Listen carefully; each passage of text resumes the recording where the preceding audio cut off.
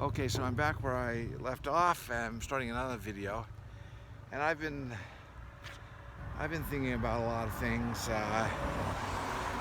First, I was triggered by, not triggered, but got to start thinking about this because of a video one of my leaders of my church sent out. Wanted some ideas of things we could do together as a group, and what we would be interested in, what could we teach each other, and I started to think of things that I could, I'm not an expert on anything, but I feel like I've got some things I could teach, and maybe run a kind of a TED Talk style discussion or a workshop and have some fun discussion about different topics. And one of those I just thought of this morning. I haven't even told him about them. I worked for Honda for 16 years, and I had many a training class in Honda. But Honda has some great philosophy, and some of this, whether it's Japanese philosophy or the Honda unique philosophy, some of them I can't be sure. But I just want to, my first video, I wanted to talk about something that hammered into our heads when we were there. It was called Sangen Shugi, three gen philosophy. And when they mean three gen, there's three words in Japanese that all end with the character for gen, which they translated to actual. So genba, genjo, genjitsu. So be on the actual spot, find out the actual situation, and then find the actual truth. I thought this is such a good philosophy, and it has so much application in our lives on all levels. But I just wanted to say how at my job, I work at the call center for my church part-time, and take calls at home. And this kind of philosophy becomes so apparent when I'm not an IT guy, right? But a lot of calls I get are IT. I'm kind of the first line help, and usually have to, have no authority to do anything. First frontline employee that it's basically my job to, try to solve problems I can and escalate the ones to a higher level that I can. But there's so many computer-related problems where this becomes so apparent on a daily basis. We have a thing called knowledge base, or these Sagyo Hyojun, job standards that we can look up on a database. But on almost all of these computer problems, you can never find the answer. Maybe on some things, but rarely find the answer, right?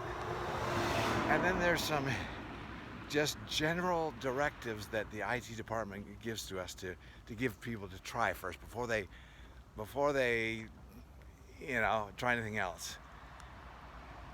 And I'll talk about that in a minute. But for the most part,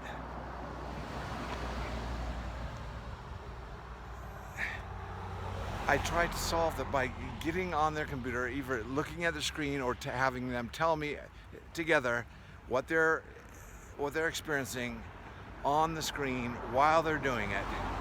And I tell you, more often than not, I'm solving these problems for people by noticing things. Oh, in Japanese there's three types of characters: kanji, katakana, and hiragana. And even with the katakana, there's two kinds. There's half space, narrow characters, and then there's full characters. And all the church systems are kind of finicky about how you input something, right? And it doesn't like something. It'll just say, "Oh, a fatal error occurred. I'm calling about fatal error." And so we just have to get in there go on the spot, find out the actual situation, mostly trial and error, and most of the times, this guy who's not an IT guy, me, we're able to solve their problems. And many times I'll get a thank you from a customer say, thank you for being there to walk me through this and to try to solve my problem. It'd be easy to just, okay, I'll escalate it and then send back an email, and I admit I've done that before. And it usually, can solve a lot of problems, but some problems you have to get in there and find out what's going on. And so be on the spot, on the screen that they're on, understand the actual situation, try different things, and you'll probably find a solution. So that's kind of one Honda philosophy. It's probably not unique to Honda in its essence. It's probably not unique to Honda. They just gave it a word that's unique to Sangen Shugi.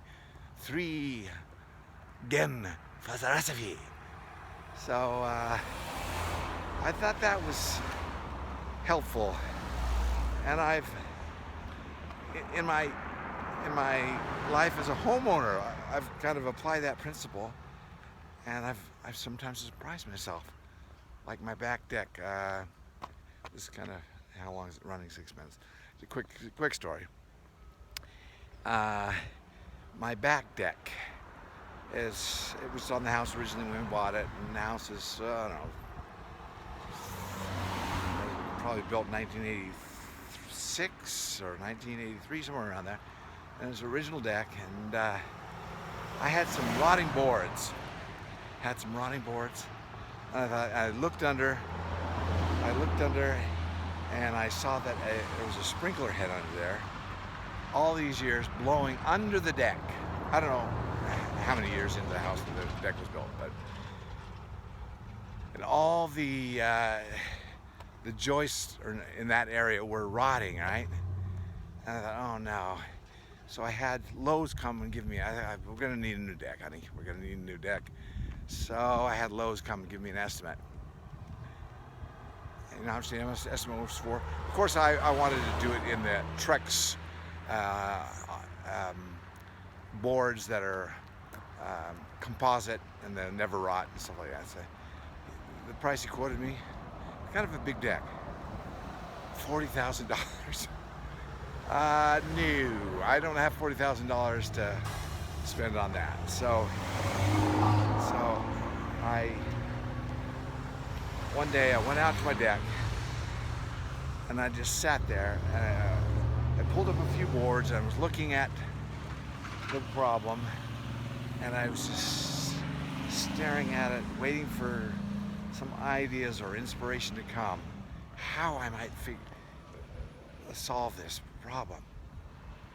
And then I was at Lowe's one time and I saw these brick footings, molded brick footings, not brick, cement footings that these boards could fit into perfectly. I thought, maybe I can use these footings. And I said, I don't need a perfect deck, and I'm not going to be here forever, or I may be here forever, but maybe I could repair it and get 10 more years of life out of it, or something like that, right? And so you know what I did? I got this idea, and I went and bought the materials, and for about $500. And how much time did it take me? Maybe a month or so. Well, I've done a lot of things to my deck. I restained it, and that was another project. But I jacked up to that side of the deck. There's kind of these 3 sections of the deck, and I jacked up that rotting side of the deck. And I put these footings down, and I slipped in some new joists in between the old joists. I didn't tear the thing down and tear out the old joists, the rotting joists. In between them, I put new joists, and I set them on this footing And I'm telling you, I've got the solidest deck in that section. And it's like, I was so proud of myself. This idea, I'm no carpenter, I'm no, you know, what's the word? Home repairman per se. I don't have any special skills, but the power of thinking and the inspiration that comes, thinking, how can I do this for much cheaper than that?